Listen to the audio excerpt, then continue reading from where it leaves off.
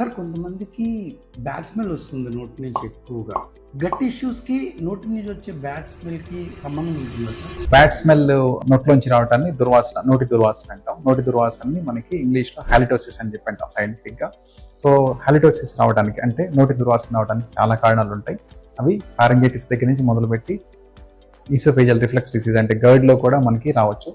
దాంతోపాటు మనకి చిన్న పేగులో కానీ పెద్ద పేగులో కానీ బ్యాక్టీరియా, కొన్ని రకాల బ్యాడ్ బ్యాక్టీరియా అధికంగా పెరగడం ద్వారా కూడా మనకి హాలిటోసిస్ అంటే బ్యాడ్ స్మెల్ రావచ్చు. కాన్స్టెంట్గా మన నోటి చుట్టూ ఉండే మజిల్స్ కానివ్వండి, సలైవా సెక్రెషన్ కానివ్వండి, కాన్స్టెంట్గా మనం స్వాలో చేస్తూ ఉంటాం.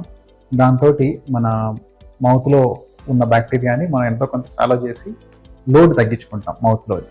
ఆ మౌత్ వాషింగ్ ద్వారా కూడా మనం డే టైంలో వాటర్ తాగడం ద్వారా కానివ్వండి, ఫుడ్ తీసుకోవడం ద్వారా కానివ్వండి బ్యాక్టీరియల్ లోడ్ అనేది కొంతవరకు తగ్గుతుంది.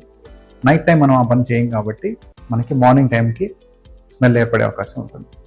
గట్ హెల్త్ మెయింటైన్ చేసుకోవడం ద్వారా మనం హాలిటోసిస్ని కంట్రోల్ చేసుకోవచ్చు. హాలిటోసిస్ అంటే బ్యాడ్ బ్రెత్ని కంట్రోల్ చేసుకోవచ్చు.